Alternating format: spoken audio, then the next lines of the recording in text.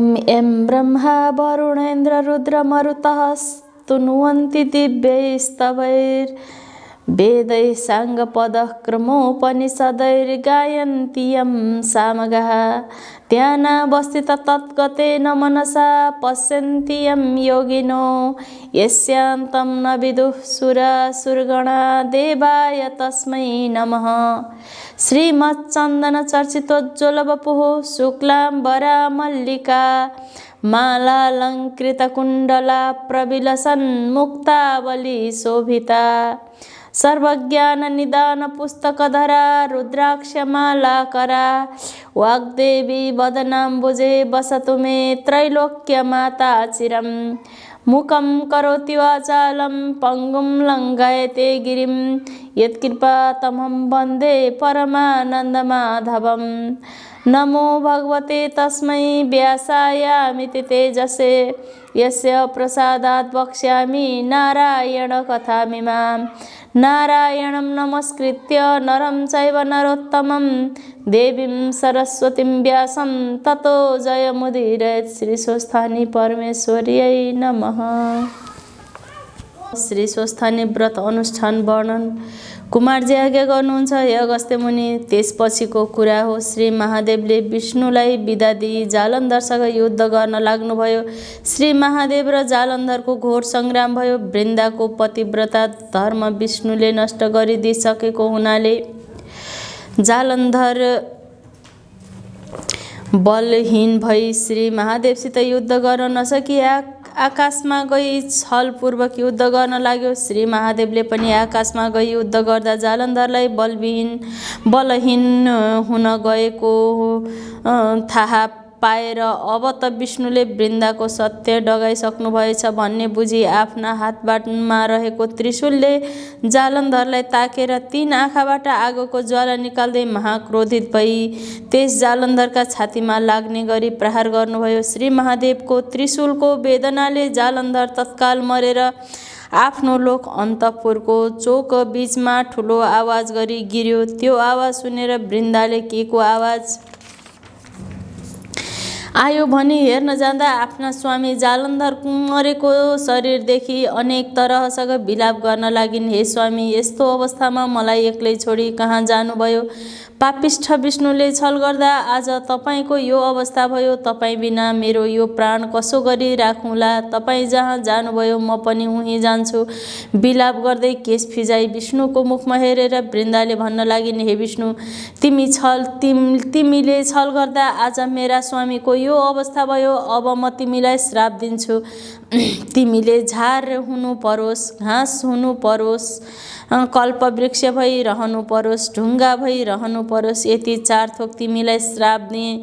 वृन्दाले विष्णुलाई यसरी श्राप दिई जालन्धरसँग सती गइन् र पतिको मृत देहसँगै आफ्नो प्राण छोडिन्। हे अगस्त्य मुनि, पतिव्रताले श्राप गरेको हुनाले त्यो श्राप विष्णुलाई लाग्यो। झार हुनु परोस् भनेकोमा तुलसी हुनु पर्यो, घाँस हुनु परोस् भनेकोले कुश हुनु पर्यो, कल्पवृक्ष हुनु परोस् भनेको हुनाले पिपलको रुख हुनु पर्यो, ढुङ्गा हुनु परोस् भनेको हुनाले शालिग्राम शिला भइरहनु पर्यो। यस अर्थले तुलसी, कुश, पिपल र शालिग्राम नारायण हुन् भनी हामी सबैले पूजा गरेको हो। पतिव्रता धर्म भनेको ठुलो धर्म हो। यसको महिमा वर्णन गरेर साध्य छैन। विष्णुले वृन्दाबाट श्राप पाएर ती महादेवसँग गई सबै वृत्तान्त भन्नुभयो। त्यसपछि अब वृन्दाको श्राप मोक्ष गर्न जान्छु भनी विदा भई तुलसी, कुश, पिपल, शालिग्राम भइरहनुभयो। विष्णु गएपछि श्री महादेव वृषभ माथि सवार भई ब्रह्मादि देवताहरू अघि पछि लगाई नाना वाद्य बजाई अप्सराहरूले नाच्दै गन्धर्वले गाउँदै पुष्पवृष्टि गर्दै ठुलो समारोहका साथ कैलाशमा प्रवेश गर्नुभयो र प्रमथ गण समेत भई शिवशक्ति स्वरूप लिएर रहनुभयो।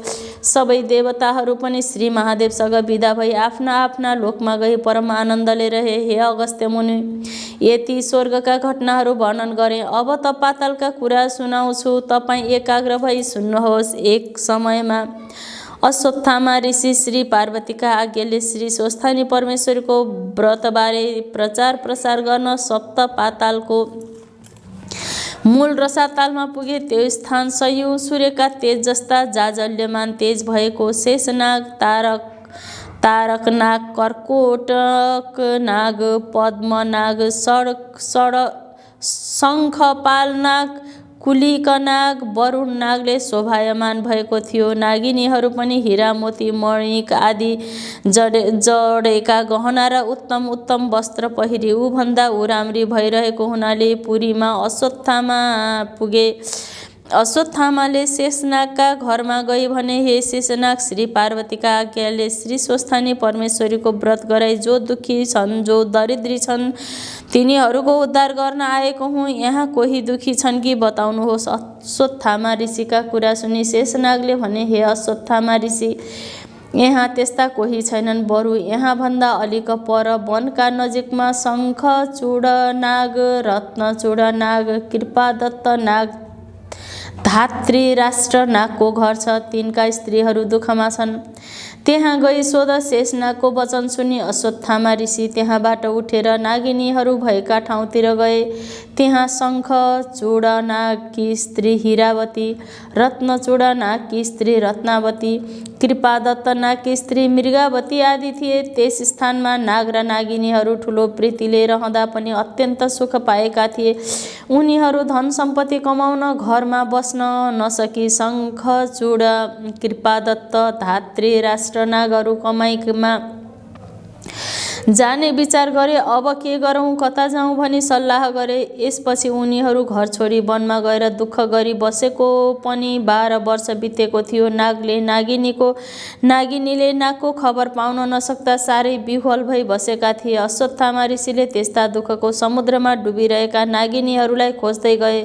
अश्वत्थामा वनमा हो हल्ला गर्दै जाँदा नागिनीहरूले सुनेर को हल्ला गर्छ भनी गुफादेखि बाहिर निस्केर हेरे। उनीहरूले अश्वत्थामा ऋषिलाई देखेपछि हो हल्ला गर्दै आउनुभएको कारण सोधे, हे अश्वत्थामा ऋषि, आज हाम्रा घरमा के कामले आउनुभयो? अश्वत्थामा ऋषिले उत्तर दिए, हे नागिनी हो, पार्वतीका आज्ञाले श्री स्वस्थानी परमेश्वरीको व्रत गराई जो दुखी छन्, जो दरिद्र छन्, जसका पुरुष छैनन्, जसका स्त्री छैनन्, तिनीहरूलाई उद्धार गर्न भनी आए। अश्वत्थामाले भनेको वचन सुनि नागिनीहरूले मनमा आनन्द मानी आसनमा बसाई भन्न लागे, हे ऋषिश्वर, हामी दुखी पनि छौँ, दरिद्र पनि छौँ, पापी पनि छौँ, सन्तति पनि छैनन्। नागिनीहरूले आफ्ना पुरुष पनि छैनन्। अन्तर वेदना भनेर नागहरू परदेश गएको, आफूहरूले दुःख पाएको कुरा सुनाए। नागिनीहरूका कुरा सुनि अश्वत्थामा ऋषिले, हे नागिनी हो, तिमीहरू एकचित्त भई सुन र म त्यस व्रतको सम्पूर्ण विधि बताउँछु। यति भनेर सत्ययुगमा हिमालय पर्वतकी पुत्री पार्वतीले श्री महादेव स्वामी पाउनका लागि श्री स्वस्थानी परमेश्वरीको व्रत गरेको प्रसङ्ग सविस्तार बताए। त्यसको व्रत विधि पनि बताउन लागे। पौष शुक्ल पूर्णिमाको दिनदेखि हात गोडाका नङ काटे स्नान गरी शुचि भई एक भक्त रही एक चित्त गरी आफूले चिताएको कामना सिद्ध होस् भनी महिना दिनसम्म नित्य मध्याह्नकालमा श्री महादेवको पूजा गर्नु, पूर्ण चन्द्रमाको निम्ति बत्ती बाल्नु, श्री स्वस्थानी परमेश्वरीको कथा नित्य सुन्नु। जब माघ शुक्ल पूर्णिमाका दिन हुन्छ अनि 7800 रोटी, 7800 अक्षता, 7800 यज्ञसूत्र, 7800 पान, 7800 गुडका सुपारी, 7800 नाना जातका फूल सगुन समेत नाना उपचार तयार गरी तामाको थालीमा ओमकार लेखी गङ्गाजलले स्नान गराउनु। श्रीखण्ड, रक्त, चन्दन, सिन्दुर, फूल, धूप, दीप, नैवेद्य, वस्त्र भेटी चढाउनु, अर्घ्य दिनु, ध्यान जप गर्नु अनि प्रसाद झिक्नु र 7800 मा 8 रोटी, 8 अक्षता, 8 बेली पुष्प, 8 यज्ञसूत्र, 8 पान, कुडका सुपारी सगुण समेत आफ्ना पतिलाई दिनु, पति नभए छोरालाई दिनु, छोरा पनि नभए मिच्छोरालाई दिनु, मिच्छोरा पनि नभए जुन कामना गरी आफूले व्रत गरेको छ मेरो यो कामना सिद्ध होस् भनी गङ्गाजीमा लगी बगाइदिनु। 100 रोटी आफूले फलाहार गर्नु। राति विक्राम बस्नु। यस्तो व्रत गर्यो भने तिमीहरूको दुःख नाश होला, नागहरू पनि आइपुग्लान्। यसमा अन्यथा नमान। यति अश्वत्थामा ऋषिले भनेपछि नागिनीहरू धेरै खुसी भई भन्न लागे, हे अश्वत्थामा ऋषिजी, हामी स्त्री जातिलाई यस्तो ज्ञान कहाँ होला। तपाईँ आफै बसी यो व्रत गराई हामी अभागिनीहरूलाई उद्धार गरी जानुहोस्। यति नागिनीहरूले अश्वत्थामालाई भनेर घरमा लिएर गए अनि श्रद्धापूर्वक भोजन गराइराखे। त्यसपछि जब पौष शुक्ल पूर्णिमाको दिन आयो तब अश्वत्थामा ऋषिले नागिनीहरूलाई विधिपूर्वक व्रत आरम्भ गराए। महिना दिन भएपछि माघ शुक्ल पूर्णिमाका दिन सम्पूर्ण सामग्री तयार गरी श्री स्वस्थानी परमेश्वरीको पूजा गराए। पूजा सकेपछि अश्वत्थामा ऋषिले भने, हे नागिनी हो, अब अर्घ्य दिएर ध्यान जप स्तोत्र पाठ गर। अश्वत्थामाले भनेपछि नागिनीहरूले अर्घ्य दिई अञ्जुली बाँधी प्रार्थना गर्दै भने, हे ईश्वरी, हामी पापिनीहरूको पूजादेखि प्रसन्न भई यस दुःखका समुद्रदेखि पार गर्नुहोस्। त्यसै बेला अकस्मात पूर्व दिशाबाट 1000 सूर्यका जस्तो तेज भएकी श्री स्वस्थानी परमेश्वरी प्रकट भएर आज्ञा गर्नुभयो, हे भक्तजन हो, तिमीहरूको भक्तिदेखि म सन्तुष्ट भएँ, वरदान माग। ईश्वरीले आज्ञा गरेको सुनि नागिनीहरूले बिन्ती गरे, हे ईश्वरी, हाम्रो दुःख नाश होस्, हाम्रा स्वामी नागहरू चाँडै आइपुगुन्। नागिनीहरूले पतिहरू आउन् भनेपछि श्री स्वस्थानी परमेश्वरले तथास्तु भनी वरदान दिएर अन्तर्ध्यान हुनुभयो। त्यसपछि नागिनीहरूले प्रसाद झिक्न लाग्दा श्री स्वस्थानी परमेश्वरीका व्रतका प्रभावले नागहरू आइपुगे। व्रतको यस्तो शक्ति देखेर नागिनीहरूले मनमा अति आनन्द माने धन्य धन्य श्री स्वस्थानी परमेश्वरी भन्दै प्रसादका 8 अक्षता, 8 रोटी, 8 बेली पुष्प, 8 यज्ञ सूत्र, 8 पान, 8 कुटका सुपारी सगुन समेत आफ्ना स्वामीलाई दिएर प्रणाम गरे। नागिनीहरूले खुसी भएर अश्वत्थामा ऋषिलाई श्रद्धापूर्वक दक्षिणा दिई भोजन गराए। त्यसपछि अश्वत्थामा ऋषि नाग र नागिनीहरूसित विदा भए। नाग र नागिनीहरू पनि आफ्ना आश्रममा गए। त्यस दिनदेखि धेरै सम्पत्ति पाई परम आनन्दले रहे। इति श्री स्कन्द पुराणे केदारखण्डे माघ महात्म्ये कुमार अगस्त्ये संवादे श्री स्वस्थानी परमेश्वरीया व्रत कथायां जालन्धर वधो नाम एवं नागिनी श्री स्वस्थानी व्रत कृत नाम अष्टदशोऽध्यायः समाप्तम्। श्री उमा महेश्वराभ्यां नमः। ओम उपनयतु मंगलम वह सकल जगन मंगलालय श्रीमान दिनकर किरण निबोधित नव नलिन दल निभेक्षण कृष्ण काले वर्षतु पर्जन्य पृथिवी सस्यशालिनी देशोऽयं क्षोभरहितो ब्राह्मणाः सन्तु निर्भयाः अपुत्राः पुत्रिणः सन्तु पुत्रिणः सन्तु पौत्रिणः निर्धनाः सधनाः सन्तु जीवन्तु शरदां शतम्। तत्रैव गंगा यमुना च तत्र गोदावरी सिन्धु सरस्वती च तीर्थानि सर्वाणि वसन्ति तत्र यत्राच्युतोदार कथा प्रसंगः।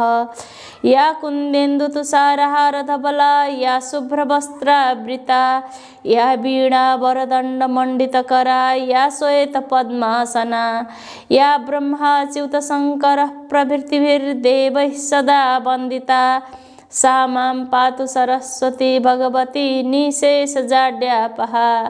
कायेन वाचा मनसेन्द्रियैर्वा बुद्ध्यात्मना वा प्रकृति स्वभावात् करोमि यद्यत् सकलं परस्मै नारायणायेति समर्पये। तत् श्री स्वस्थानी परमेश्वर्यै नमः।